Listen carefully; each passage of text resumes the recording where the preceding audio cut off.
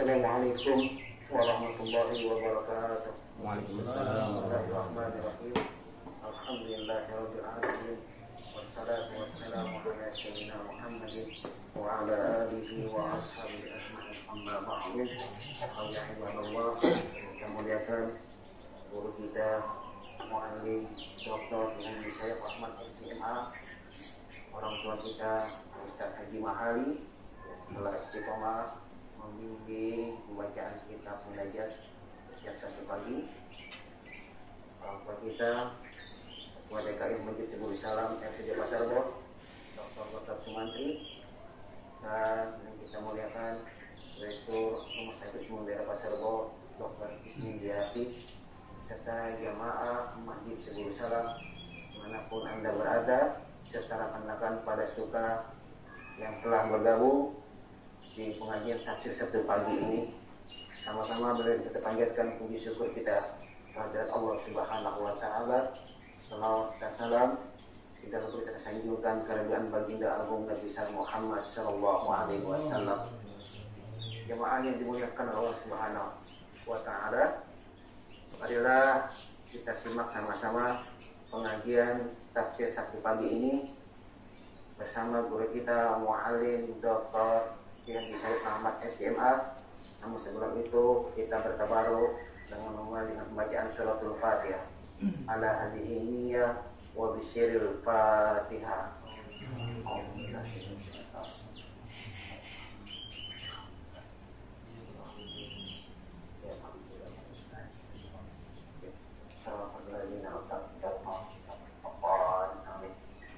Mari kita simak curahan untayan ilmu dari guru kita Muallim Dr. Haji Syekh Ahmad STMA. Kepada beliau kami persilakan.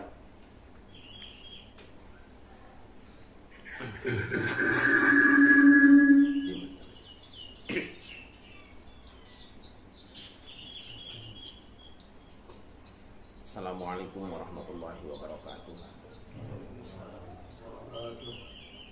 Alhamdulillah wassalatu wassalamu ala rasulillah sayyidina Muhammad ibn Abdillah wa ala alihi wa ashabihi wa man tabi'ahu wa wala.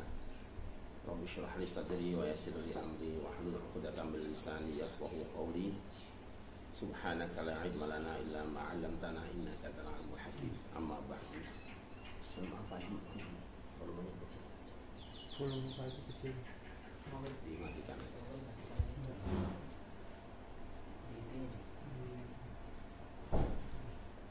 Yang terhormat Direktur Rumah Sakit Umum Daerah Pasar Bo, yang terhormat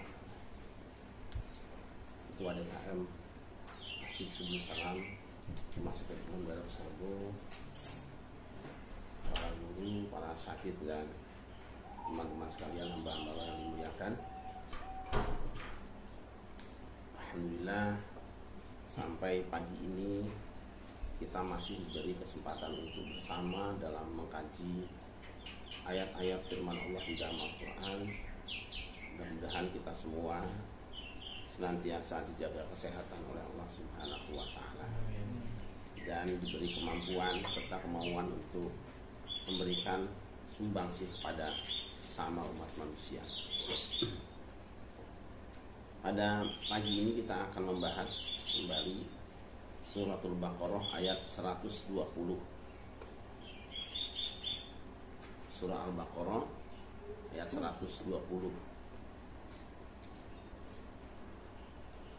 A'udzu billahi minasy syaithanir rajim. Bismillahirrahmanirrahim. وَلَن تَرْضَى عَنكَ الْيَهُودُ وَلَا النَّصَارَى حَتَّى تَتَّبِعَ مِلَّتَهُمْ قُلْ إِنَّ هُدَى اللَّهِ هُوَ الْهُدَى وَلَئِنِ اتَّبَعْتَ أَهْوَاءَهُمْ بَعْدَ الَّذِي جَاءَكَ مِنَ الْعِلْمِ مَا لَكَ مِنَ اللَّهِ مِنْ وَلِيٍّ وَلَا نَصِيرٍ. Silakan dibaca. Bismillahirrahmanirrahim. Dan orang-orang Yahudi dan Nasrani tidak akan rela kepadamu Muhammad sebelum engkau mengikuti agama mereka.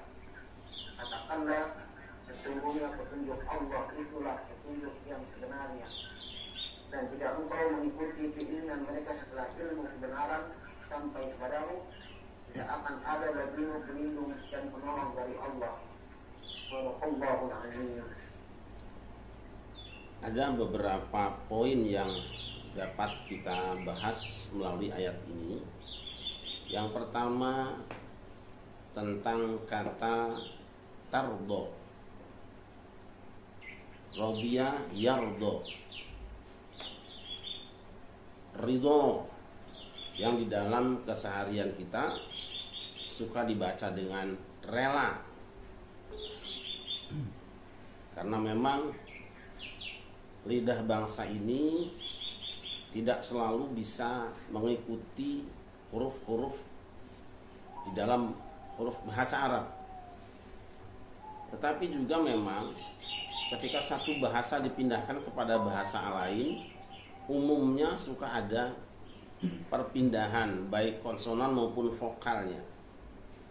Bahasa apapun dia. Misalnya kata ridho menjadi rela. Kita mengenal istilah lalim, itu aslinya itu zolim. Zolim jadi lalim. Kemudian aklun, itu dibuang sukunnya, tapi syakalnya ikut yang depan, jadi akolun, jadi akal. Juga fikrun, itu kaf sukunnya diganti dengan syakal atau harokat yang ada di depannya. Fi itu kasroh, fikrun jadi fikirun, jadi fikir. Nah, seperti itulah kebiasaan manusia kadang-kadang membuat yang mudah. Makanya ada candaan santri itu bahasa Sunda itu kareheuleun. Karehel pada benci. Itu katanya berasal dari bahasa Al-Quran. Walau karihal kafirun, kareheuleun jelema kafir. Artinya benar dilalahnya itu. Pada benci, karihal kafirun, pada benci orang-orang kafir. Kareheuleun. Atau seul beteung, itu suul butun. Karena bahasa Arabnya butunun. Pindah ke dalam bahasa Sunda jadi beteung. Pindah ke Jawa jadi weteng. Nah, itu sudah biasa saja. Jadi kita tidak usah bagaimana ketika ada perpindahan bahasa Arab ke dalam bahasa Indonesia yang sedikit-sedikit berbeda tapi tidak menghilangkan esensinya. Misalnya ada aqiqah, itu kita pindah ke dalam bahasa Indonesia jadi akekah, seperti itu. Sholat tarawih pindah ke sini jadi taraweh. Nah, seperti itu juga nanti surat Al-Fatihah jadi Fatihah, itu sudah biasa saja. Jadi yang dituju itu juga. Jangan kita kemudian alergi mendengar orang kita mengucapkan, melafalkan bahasa Arab dengan lahjah Indonesia karena itu mampunya dan itu bisanya, atau memang untuk mempermudahnya. Kata tardo yang berasal dari kata rodiya, yardo, ridho, itu pindah ke dalam bahasa kita dengan rela. Seringkali kita menganggap bahwa rela itu sama dengan ikhlas. Dan kalau pindah ke dalam bahasa Indonesia memang seperti itu. Kamu rela, ikhlas, ikhlas. Kalau dibaca di kamus, rela pasti sama dengan ikhlas. Tetapi dalam bahasa aslinya, ridho dengan ikhlas itu berbeda. Di mana bedanya?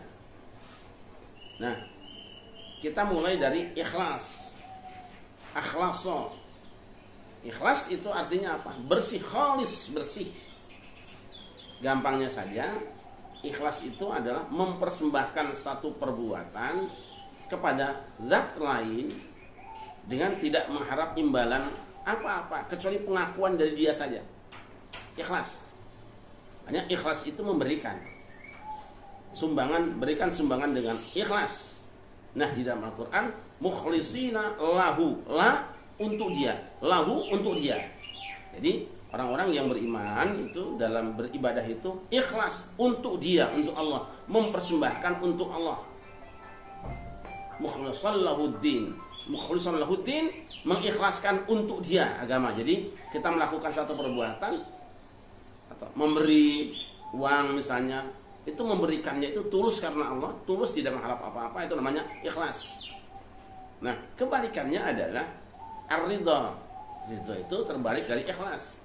Kalau ikhlas itu memberikan atau melakukan sesuatu untuk zat lain, sedangkan ridha itu menerima, rela menerima dari pihak lain. Nah, misalnya gini,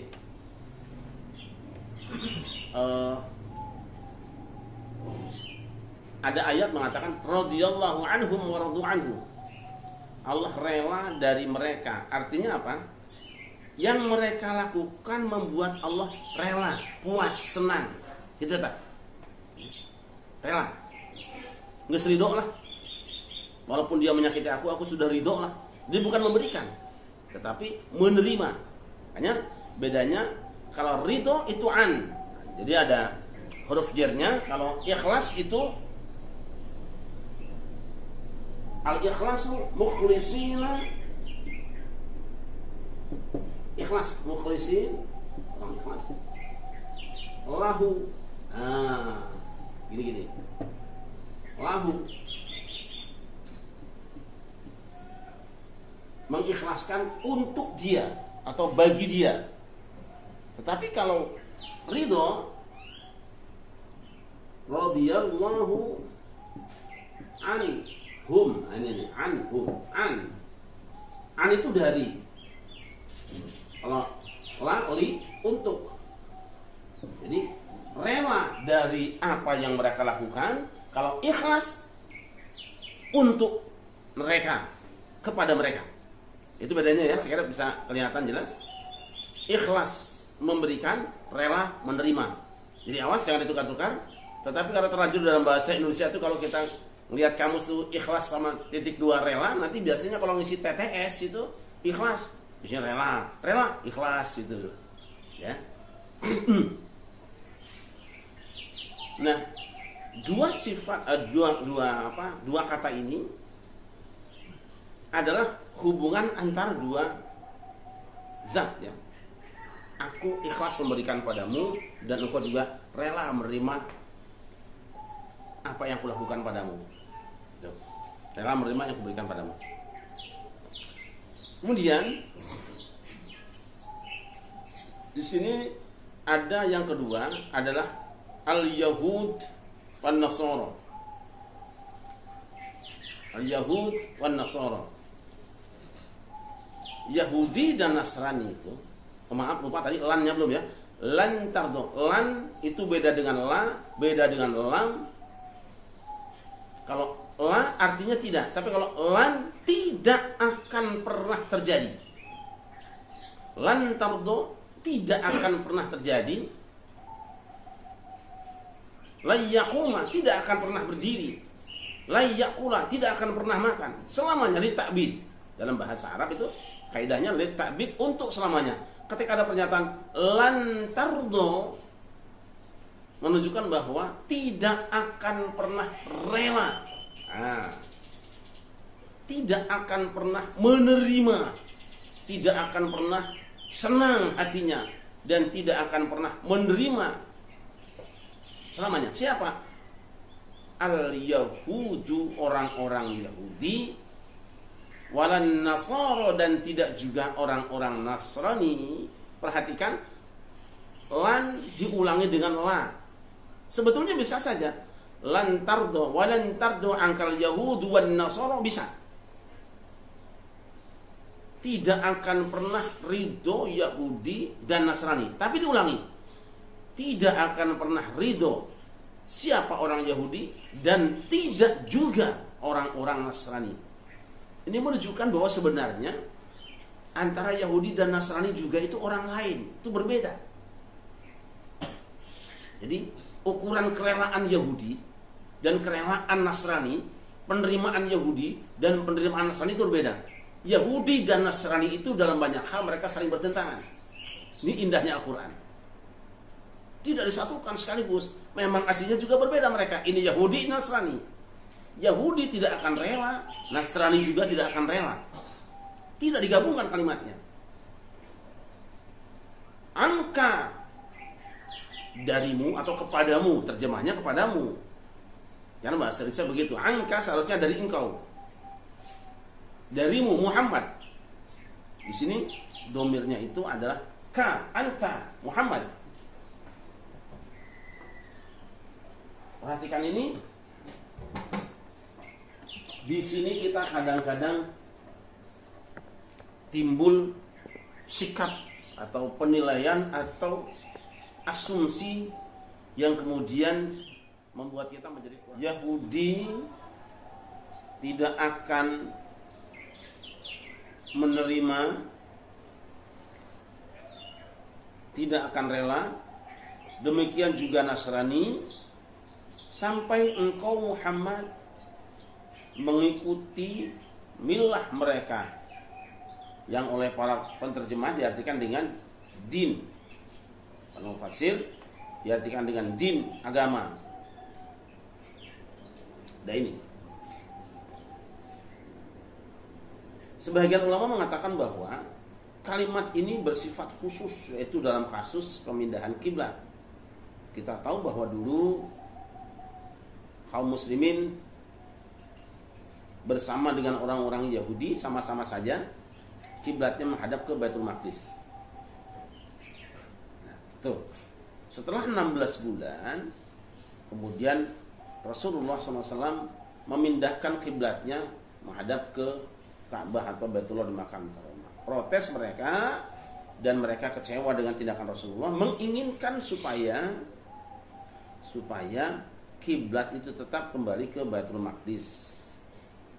Maka turunlah ayat ini sebagai penjelasan bahwa apapun perbuatanmu yang baik Muhammad, ucapanmu yang baik, mereka tidak akan pernah rela, tidak akan pernah ridho dan puas kecuali kalau kamu ikut milah mereka. Yaitu apa? Yaitu sholatnya kembali ke Baitul Maqdis menghadapnya.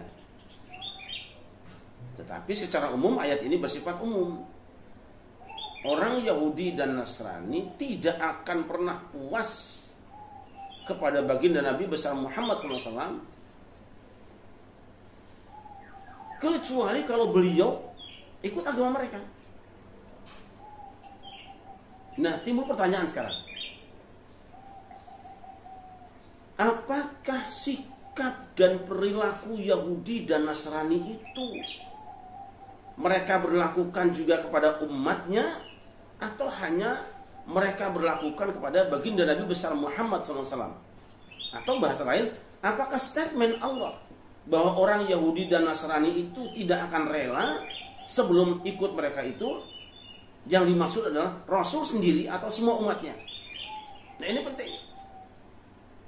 Mengapa? Karena selama ini kita sering menggunakan ayat ini untuk berargumen bahwa kita harus membenci Yahudi dan Nasrani full. Kita semua dibawa-bawa di sini. Nah, sementara kalau melihat ayatnya di sini, lantardo angka, kepada engkau Muhammad, bukan kepada semuanya. Nah, ini kira-kira bahan pertimbangan kita supaya kita sedikit terbuka di dalam memberikan wawasan. Teks ayat menyebutkan Yahudi dan Nasrani tidak akan rela kepadamu Muhammad. Tok di situ. Tidak pada angkum, tidak pada kalian. Engkau sendiri. Saya sudah berapa tahun menulis buku dan tidak kunjung selesai karena terbagi-bagi, ada 5 atau 6 judul buku yang masih saya tulis, sehingga baru 1-2 yang terselesaikan. Dan sekarang saya lebih senang menulis dengan tulis tangan kembali, karena kalau pakai komputer kadang-kadang nanti terhapus, di handphone juga kadang-kadang hang, hilang. Saya kembali tulis tangan supaya bisa dalam bentuk manuskrip. Nah, ini salah satu judul buku ini, temanya adalah domir fil Quran, bab tentang domir. Salah satunya adalah apabila ada satu domir yang bersifat pribadi, Nabi Muhammad misalnya, apakah itu berlaku bagi seluruh umatnya? Pada umumnya ulama seperti itu. Tapi saya coba memberikan kajian sendiri, penelitian sendiri. saya menyimpulkan bahwa setiap domir hanya berlaku kepada siapa yang disebutkan di sana. Setiap khitab hanya berlaku pada mukhatabnya saja. Ini kaidah pertama. Kaidah keduanya, jika ternyata khitab yang ada di dalam ayat tersebut juga berlaku bagi umatnya, pasti ada ayat lain yang membicarakannya atau ada hadis lain yang menjelaskannya. Ini kesimpulan saya, tapi nanti silahkan dikaji, silahkan direnungkan, karena belum saya coba diskusikan dengan para guru besar yang guru-guru saya. Teks ayat mengatakan angka engkau. Setiap khitab, setiap kata di dalam Al-Quran itu berlaku pada kata tersebut. Kita ambil contoh. Misalnya ayat tentang tahajud yang terdapat di dalam surah Al-Isra.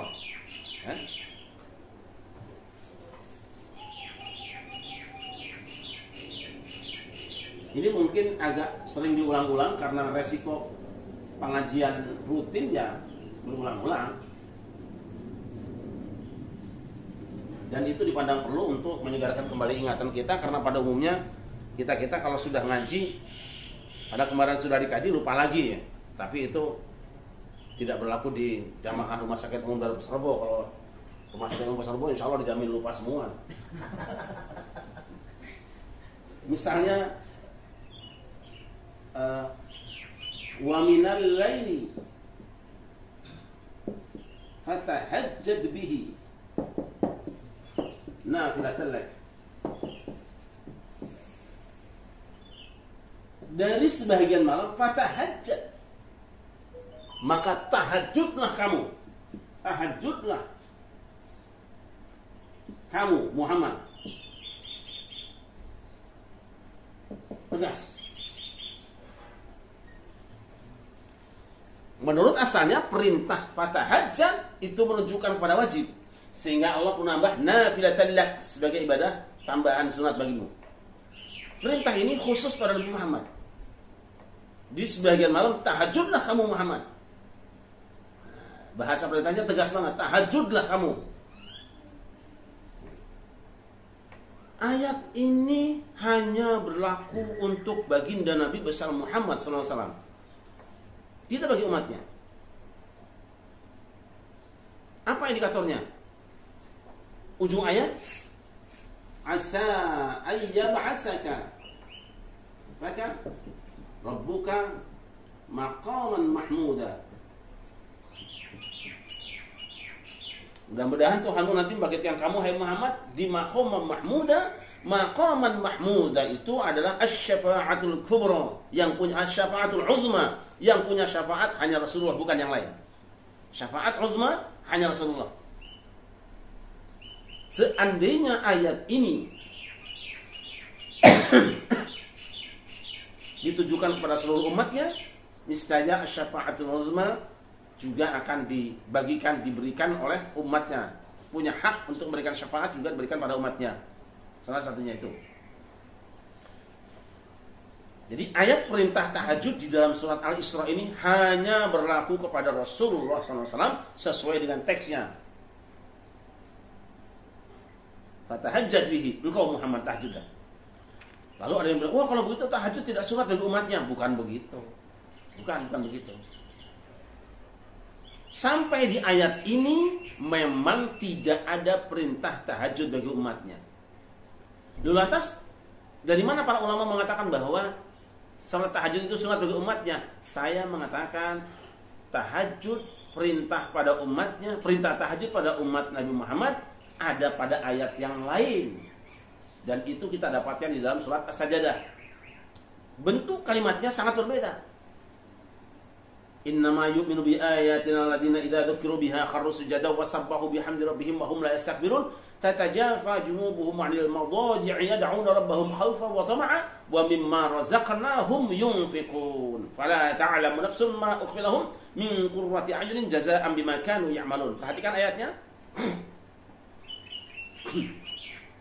Orang-orang yang beriman kepada ayat-ayat kami hanyalah orang-orang yang apabila diingatkan dengan ayat-ayat kami itu mereka menyungkur sujud dan tidak menyombongkan diri. Tatajafa junubuhum 'anil madaji'. lambung mereka jauh dari pembaringan. Mereka berseru pada Tuhan mereka dengan penuh rasa cemas dan harap-harap, serta mereka menginfakkan sebagian harta yang kami risikan pada mereka. Perhatikan, tatajafa junub. Mereka hanya disebut oleh Allah. Salah satu ciri orang-orang yang beriman itu adalah tatajafa junubuhum 'anil madaji'.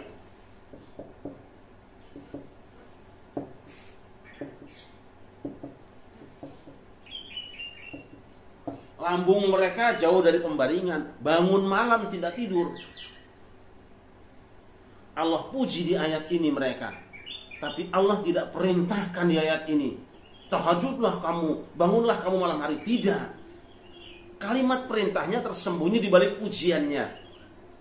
Ini mengandung arti bahwa hukumnya tidak ada penekanan banget, tidak ditekankan sehingga menjadi wajib. Kalau Rasul di atas, kesan pertama adalah wajib karena tahajudlah kamu. Tapi umatnya cukup, siapa yang tahajud pahalanya besar. Dari sinilah kemudian salat tahajud juga menjadi sunat bagi umatnya, tetapi kelas perintahnya disyariatkan pada umatnya, tapi kelas atau tingkat perintahnya itu tidak sekuat perintah kepada baginda Nabi besar Muhammad SAW. Itu sebabnya sebagian ulama mengatakan bahwa Nabi Muhammad itu wajib tahajud, wajib witir tiap malam berdasarkan ayat ini. Namun potongan ayat nafilah talak itu menunjukkan bahwa dia sunat oleh sebagian ulama, karena salat nafilah itu salat sunat. Walaupun yang dimaksud nafilah di sini menurut asal kata bahasa Al-Quran itu tidak menunjuk kepada hukum fikih, tapi dalam fikih kata nafilah, nawafil itu sudah menunjukkan kepada hukum sunat.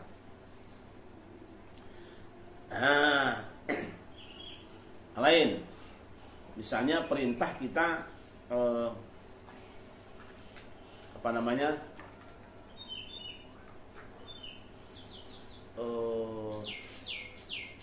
kurban.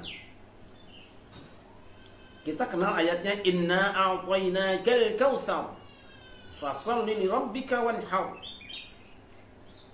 Sesungguhnya kami, hai Muhammad, telah memberikan padamu, kaknya Nabi Muhammad khusus, nikmat yang banyak.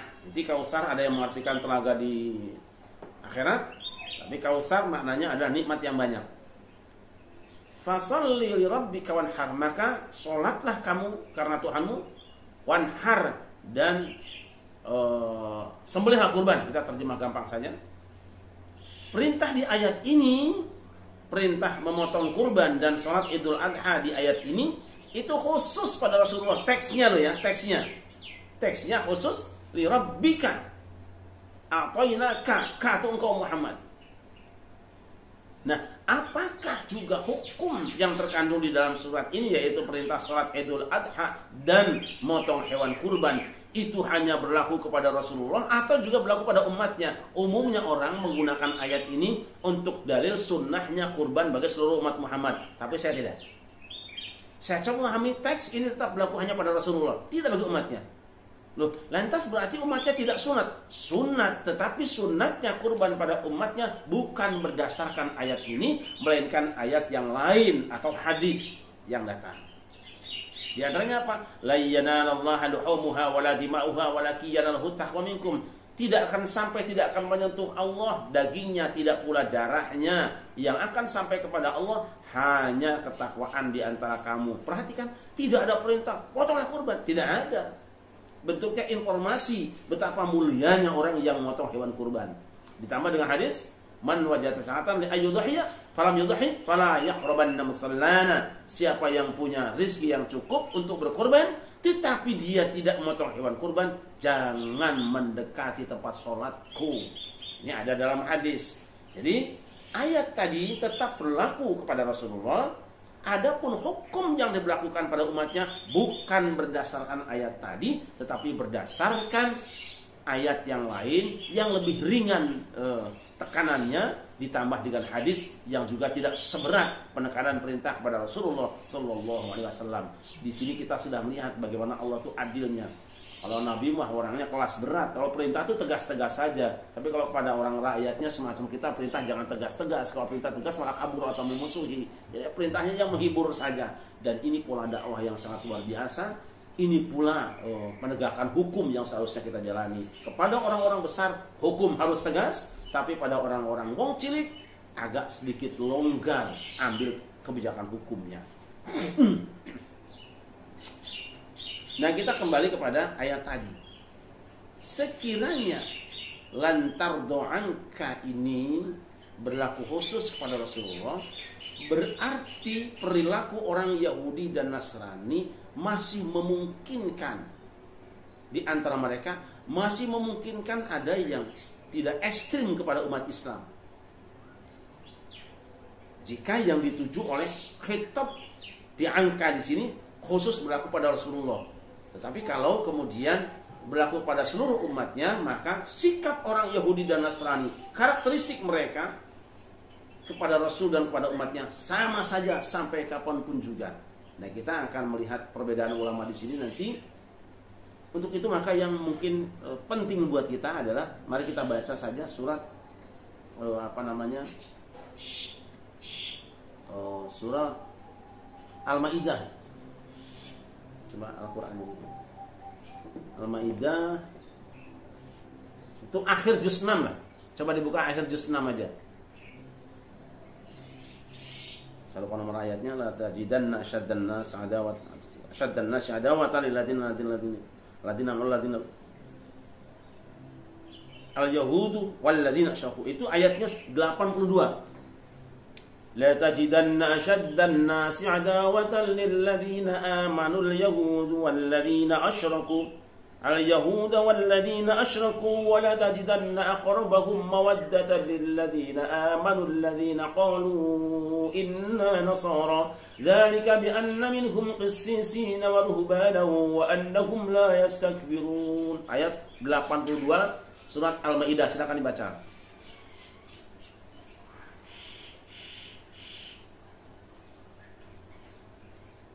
Dibuka. Silakan Ustaz Taufik terjemahnya. Al-Maidah 82.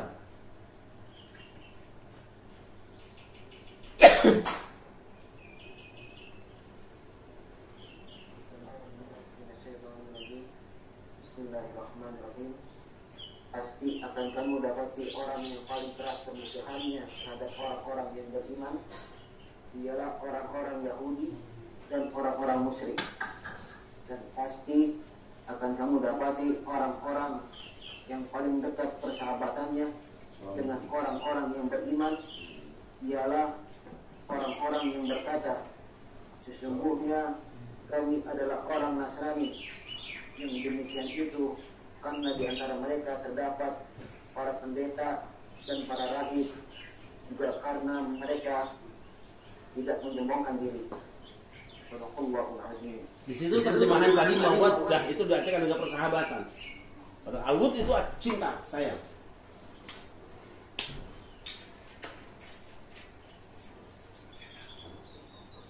Ntar ada sahabat lama saya ini. Bagus, Haji Ridwan yang sudah lama tidak ngopi bareng, alhamdulillah pagi ini berkenan hadir. Mohon maaf. Kita lanjut dulu, Mas ya. Ya. La tajidanna asyaddan nasi adawatan. Ada dua perilaku ya, ada adawah, ada mawaddah.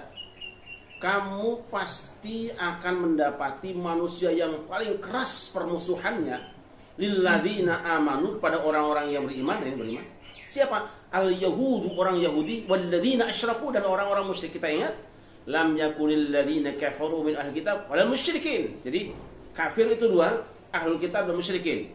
Ahlul kitab Yahudi dan Nasrani tambah ahlul kitab Yahudi dan Nasrani, kemudian musyrikin itu kafir semuanya ya. Paling keras permusuhannya adalah Yahudi dan musyrikin. Wala tajidanna aqrabahum mawaddah, dan kamu pasti akan mendapatkan orang yang paling dekat kasih sayangnya dengan kamu. Lilladzina amanu, bagi orang-orang yang beriman. Siapa mereka?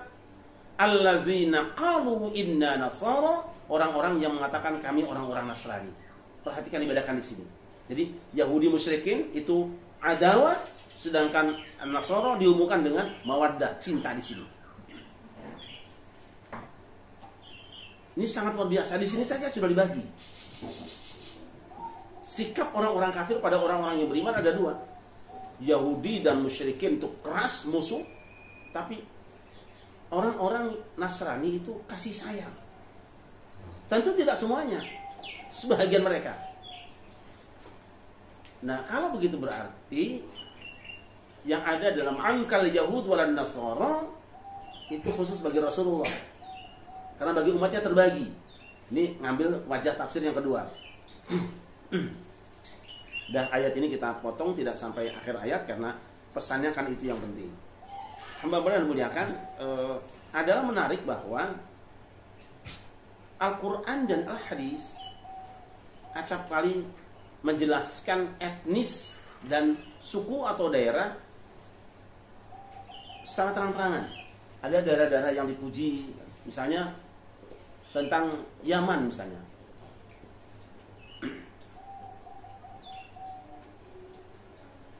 Ja'akum ahlul Yamani hum arqu afidatan. Telah datang pada kamu penduduk Yaman, mereka orang yang paling lunak hatinya, yang paling riqah, terenyuh hatinya, gampang tersentuh. Bahkan Rasul pernah berdoa, Allahumma barik lana fi syamina wa yamanina. Ini udah saya ulang-ulang. Ya Allah, berkahilah untuk Syam kami dan Yaman kami. Lalu ada yang usul, wa fi najdina ya Rasulullah, Najd kami juga Rasul. Rasul balik lagi, Allahumma barik lana fi syamina wa yamanina. Ya Allah, berkahi untuk kami Syam kami dan Yaman kami. Didoakan berkah Syam dan Yaman itu oleh Nabi. Lalu para sahabat minta lagi, wa fi najdina ya Rasulullah, Najd kami juga. Rasul kemudian mengatakan, hunaka zalazil, hunaka yadhu qarnu syaitan. Tidak, di Najd itu akan muncul kegoncangan, dari sana muncul tanduk setan. Saya tidak akan bahas kembali tentang apa makna Najd, nanti panjang urusannya. Yang penting dua disebut, tiga. Syam, Yaman, Najd. Syam didoakan, Yaman didoakan, Najd dibiarkan oleh Nabi karena akan munculkan fitnah di situ. Ini Rasul menyebut nama daerah. Nah, kemudian ada juga Mesir. Di Quran, udkhulu Misra insyaallah aminin. Masuklah kamu ke Mesir insyaallah aman. Luar biasa, sekarang Mesir punya pasukan yang paling hebat di dunia, paling canggih dunia. Jadi orang nggak bisa ganggu Mesir. Ayat Quran sudah banyak, bahkan ada 5 ayat di Quran yang nanti kita akan bahas lain waktu insyaallah tentang keistimewaan Mesir. Demikian juga Persia. Ada wa akharin minhum lamma yaqub bima huwa azizul hakim. Ayat ini dalam surah Al-Jumu'ah ditafsirkan, "Law kanat inda Suraya lana lahu rijalun minal Furs." Seandainya satu saat agama ini hilang, naik terbang ke tata surya, pasti akan digapai kembali oleh orang-orang dari Persia. Ini disebut semua ini. Indonesia bagaimana? Enggak disebutlah. Enggak perlu, kita kan penampung pendatang saja di sini, orang-orang yang siap menerima kebaikan saja. Nah, Yahudi dan Nasrani ada khusus hadis mengatakan, la tabda'ul yahud wan nasara bis salam wa idza laqaitumuhum fit tariq fatarruhum ila adyaqihi. Ini hadis ya, Rawahu Muslim kalau salah itu. Jangan kamu mulai mengucapkan salam perdamaian kepada orang-orang Yahudi dan Nasrani, jangan mulai kamu. Dan kalau kamu sedang berjalan dengan mereka, pepet ke jalan yang paling sempitnya mereka. Ini, Masya Allah, sikap umat Islam kepada mereka seperti itu. Tapi ada satu daerah yang dalam hadis disebutkan supaya kita mengambil ilmu dari situ. Utlubil ilma walau bisin. Carilah ilmu walaupun negeri Cina. Hadis ini meskipun ada para ulama mengatakan hadisnya maudhu, tapi ada sebagian ulama mengatakan bahwa hadis ini dengan kumpulan jalurnya bisa mencapai derajat hasan pesannya ini. Artinya diyakini Nabi mengatakannya, tutuplah ilmu di negeri Cina, sementara kepada Yahudi Nasrani pepet dia, bisnisnya pepet. Hamba Allah, mohon maaf. Ini hari ini dunia itu diakui atau tidak, termasuk Mekah dan Madinah, itu dikuasai oleh Cina produknya semua. Nah, ketika terjadi ini dunia ketiga ini kan konflik bisnis yang besar-besaran. Yahudi Nasrani pepet, Cina ambil ilmunya. Nah, ketika sebuah negara berpenduduk mayoritas Muslim harus menjalin komunikasi atau kerjasama tentang bisnis, ayo yang mana kita ambil? Apakah Yahudi Amerika atau Nasrani Amerika atau Cina yang tidak bawa agama? Etnis yang sebutnya. Yahudi Nasrani pepet kalahkan dia, tapi Cina ambil ilmunya. Saya tidak mengatakan kerjasamalah dengan Cina ilmunya, dan saya tidak mengatakan hancurkan Yahudi Nasrani, tidak, tapi waspada kerjasama dengan mereka, sebab mereka aslinya adalah asyaddan nasi adawah. Jadi kalau begitu sekarang ketika terjadi perang dagang antara Amerika dan Cina, yang mana yang paling bagus kita menjalin komunikasi dengan mereka? Walau ini bukan urusan saya, tapi urusan politik. Urusan politik itu tidak bisa 1 tambah 1 2. Panjang urusannya. Tetapi saya kira kita bisa merenungkan di sini kenapa Rasul menyebutkannya utrubul ilma wal bisin, direndengkan antara ilmu dengan Cina. Kita harus jujur, Cina punya sejumlah ilmu yang kita tidak punya, dan kita wajib belajar pada mereka. Pengobatan misalnya, ini beliau ini ahli pengobatan, beliau ini ahli ruqyah, ya, tabib. Ya orang Arab nyebut tabib, kalau saya nyebutnya dukun. Enggak usah masalah, dukun bahasa kita. Masalah tabib tahu. Beliau belajar dari beberapa tokoh Cina tentang cara pengobatan yang baik. Mereka unggul di sini. Kemudian juga karya-karya kita ada tahu, bakso, tewan, terus mungkin ada yang suka makan itu cikungunya apa sih? Somai apa gitu. Enggak, Palembang. Apa itu yang makanan itu yang campuran ada sayuran apa namanya itu? Capcay, apa lagi itu? Wetiao. Itu Cina. Cina semua kita ilmunya. Maka hebatlah para orang tua kita dulu ketika menerima bangsa manapun ke sini, tapi yang diambil adalah ilmunya.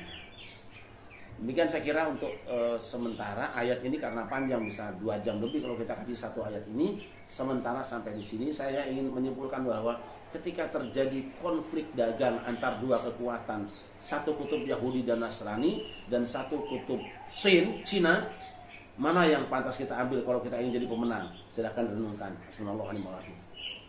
Mohon maaf kita tidak bukan tanya jawab ya saat ini karena teman-teman saya sudah datang dan mungkin waktunya juga siang. Insyaallah Sabtu yang akan datang kita akan lebih banyak bicara kembali. Rasulullah, silakan. Alhamdulillah, sama-sama tadi kita dengarkan kajian dari guru kita yang mulia. Karena memang belum ada tamu, jadi mohon maaf kepada jamaah tidak ada pertanyaan pada hari ini.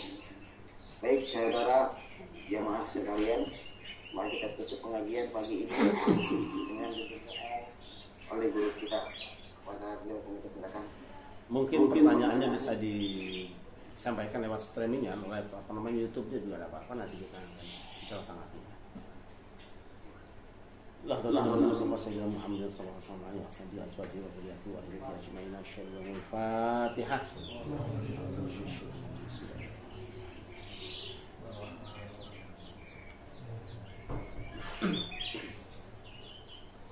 Allahumma shalli ala sayyidina Muhammad wa ala ali sayyidina Muhammad sayyidina awwalina wal akhirin. Assalamu alaikum wa ta'ala an kulli sahabati rasulillah ajma'in. Alhamdulillah hamdan yuwaffi ni'amahu wa yukafi mazidah. Ya Rabbana lakal hamdu kama yanbaghi li jalali wajhika wa 'azimi sultanik. Allahumma ighfir lana dhunubana wa li walidina warhamhum kama rabbana shighara. Wa jami'il muslimina wal muslimati wal mu'minina wal mu'minati al-ahya'i minhum wal amwat. ربنا ظلمنا أنفسنا وإن لم تغفر لنا وترحمنا لنكونن من الخاسرين. ربنا لا تزغ قلوبنا بعد إذ هديتنا وهب لنا من لدنك رحمة إنك أنت الوهاب. ربنا إنك جامع الناس ليوم لا ريب فيه إن الله لا يخلف الميعاد. ربنا أوزعنا أن نشكر نعمتك التي أنعمت علينا وعلى والدينا وأن نعصي عند الله وأدخلنا برحمتك في عبادك الصالحين. ربنا آتنا في الدنيا حسنة وفي الآخرة حسنة وقنا عذاب النار. وصلى الله على سيدنا محمد وعلى آله وصحبه وبارك وسلم بفضل سبحان ربك رب العزة عما يصفون وسلام على المرسلين والحمد لله رب العالمين. Assalamualaikum warahmatullahi wabarakatuh. Assalamualaikum warahmatullahi wabarakatuh.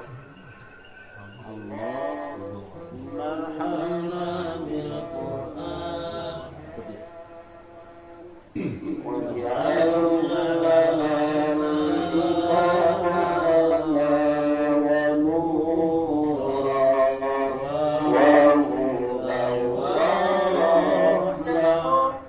Allah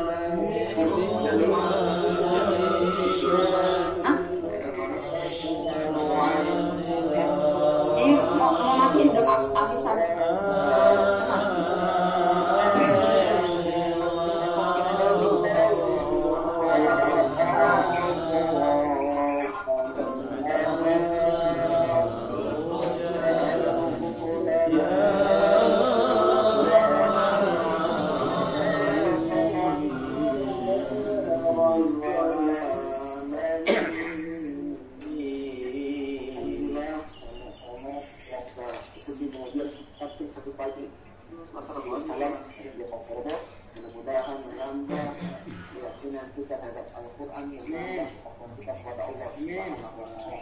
Kami dari Majelis Guru Salam terima kasih pada guru kami, Muhammad Dr. dari Syekh SMA, orang tua kami, Ustaz Haji Mohali, Dr. Mantris, Ketua DKM dan Direktur Rumah Sakit Pemuda Purbo yang telah mendukung dengan baiknya pengajian satu pagi ini. Kami mohon undur diri, sampai jumpa sabtu depan. Assalamualaikum warahmatullahi wabarakatuh.